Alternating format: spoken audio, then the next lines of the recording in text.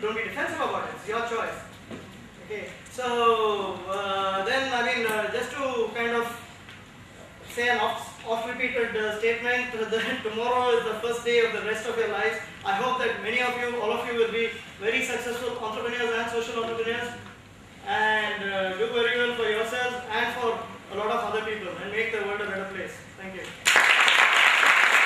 In terms of pure social and exclusive from network, I think that's a statement we're going to pull out, and I've also viewed over. It's a spicy, nice statement we look forward to answering.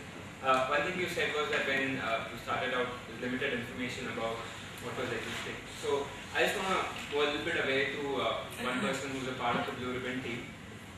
She's a very quiet, silent supporter. She's an introvert who connects people, right? And hence so known on the social sector, young social sector in India, that we kind of don't need to describe what she does. You know, we say she's Chandni, and then we go full stop because almost everybody knows that. Chandni is right here tweeting away, and I want you guys to just give her a big hand right now.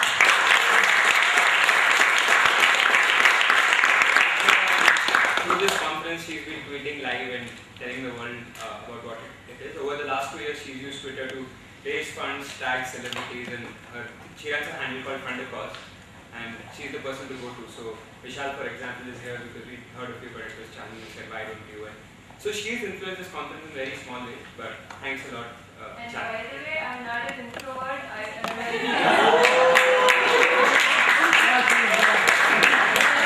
Many contradictions, I think, is that I am an extroverted loner, if you will. Just sharing.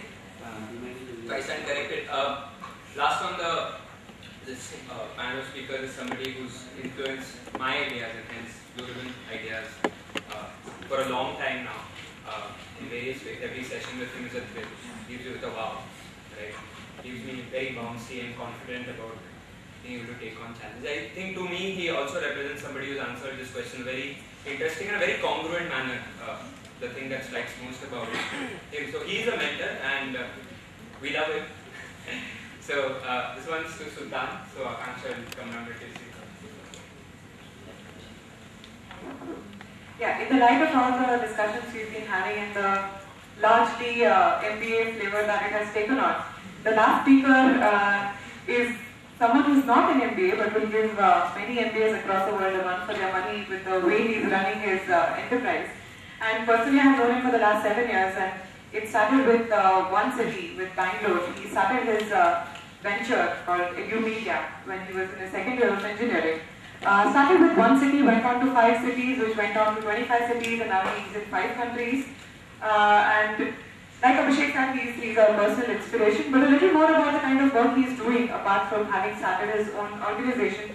So EduMedia has 4 different components, one of which is activity. It organizes a massive talent hunt, if you may, for students for Horlicks Biscuits. It runs the only school principal magazine in India called Mentor, which goes to 10,000 schools. He's also pioneered a very innovative approach in schools through one of the parts of his company called School Cinema. So he uses very interesting films in schools towards life skills and value education, and that's doing phenomenally well already. And the fourth part being Crayon, which also organizes events in schools and connects corporates to do meaningful events in schools. Apart from that, he is also an advisor to the Karnataka Knowledge Commission on secondary education. He is also advising the Bihar government on education. He is the only Indian who has done a lot of work for the last 2 years in Pakistan, and his events have gone there as well. And a few schools in Pakistan will be using School Cinema next year. Apart from that, he has started Yuva Janagraha. For those of us who have heard of the NGO Janagraha, he has started the youth with Yuva Janagraha, and he's also worked with Akshay Patra Foundation. In fact, his company runs the Akshay Patra Life Skills, which is currently reaching 60,000 students and is going to reach 1,20,000 students next year. I think what inspires us the most, like Abhishek said, is his congruence, his sheer energy, and his clarity. And with a round of applause, please join me in welcoming Saif.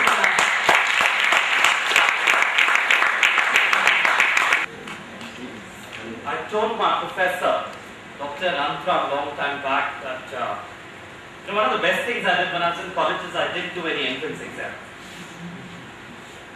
Everybody else in my college were doing GREs and CATs. And that probably left me with a lot of energy to do a lot of other things in life. And I remember telling Professor Anantram that I'm not going to be going to IIM to study because I don't think I have the capacity to clear the CAT exam. But someday I would be there talking and teaching them a few things. And I've already done that a few times in the past few years. When I started off in school, I used to be an outstanding student. Standing outside the classroom. I used to talk a lot in class. I used to talk a lot. So what do you do with a child who talks too much? The teachers put me outside. Now when I look back, I realize that my teachers didn't realize my talent. I get paid for talking today. Profession, I train people how to speak. I didn't learn that formally. And that's how I started my career, going to schools. There's a school not very far away from here called Sri Kumaran's Children's Home. And the principal of that school was a judge for one of the debates that I was participating in. I think I blew her away literally, so she said, why don't you teach my kids? I had no clue that one statement of hers would change the way I look at life. Here I was, an 11th standard student teaching 10th standards debate. Alright? And that school was no big shakes those days. I'm talking about the mid-90s, 96, 97. And it went on to create some of the best debaters of Bangalore. And I realized that I had a flair for working with young people. So one school became two, became three, realized that I'm having a great time. And in the meantime, I was doing chemical engineering. I wanted to be a doctor, but there were some 500 free seats, that's what they call it. I had a 1500 ranking, which is not bad at all in a CT. And I didn't get into medicine, so what do someone do in India? If you don't get into medicine, what do you do? Engineering. Absolutely. Chemical engineering. After 2 years of doing engineering, I had 16 subjects back. 1 6. And I had great leadership qualities. So all of Bangalore University engineering colleges were closed down for 2 weeks because I did a strike. Got them all closed down, and what was our demand? Have full carryover system. Demand. Very interesting, because when I look back at that year, that was my second year. I had to fail a year. I had to stay back a year. My mother has used the choices to words Khandan ka naam barbaad kar diya ladke ne. Because my sister always got that goddamn distinction.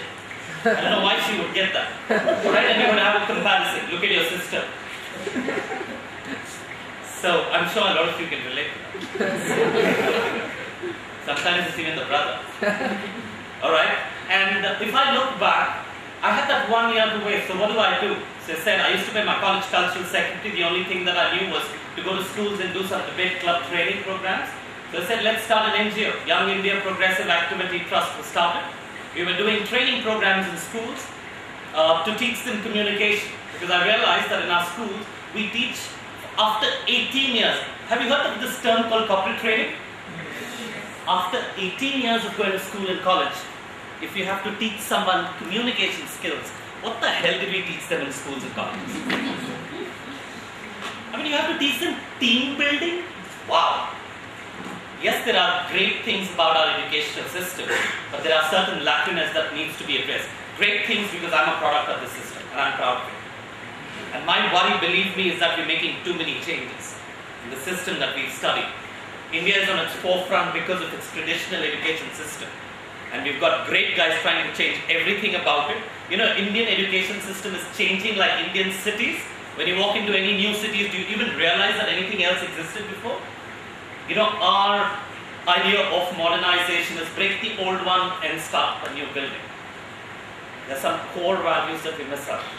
And that's what we set out to do. There were good things happening in our educational system, but there were certain things which were not. So can we address that? And that's how it started. So 2 years on, became very popular, did loads of workshops for schools and colleges. And I thought I'm going to grow up to be a chemical engineer, right? So that was a trust, which was my hobby. passion.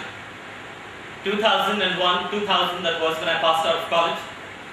I wanted to do this full time. I didn't see myself working anywhere. And obviously nobody gave me a job in campus recruitment. Because they look at your marks and my track record was quite great.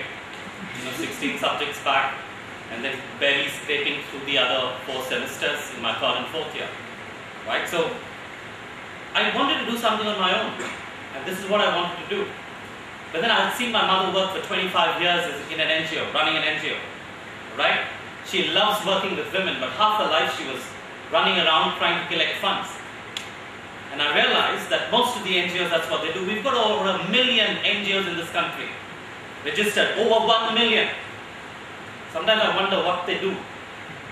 Because if you had all of them actually contributing, we wouldn't be living in a country like what we are living today.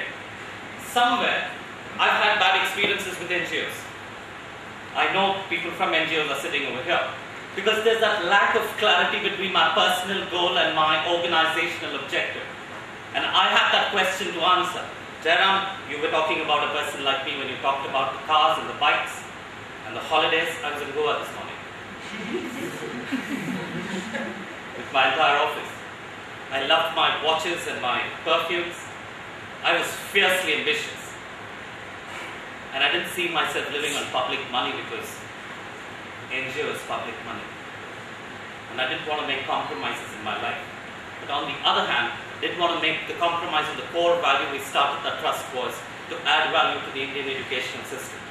So we said, we start an organization, it will be a private limited company which got registered in the year 2002, doing the same things as we did in the trust, but we were proud of making wealth. We were proud of creating wealth.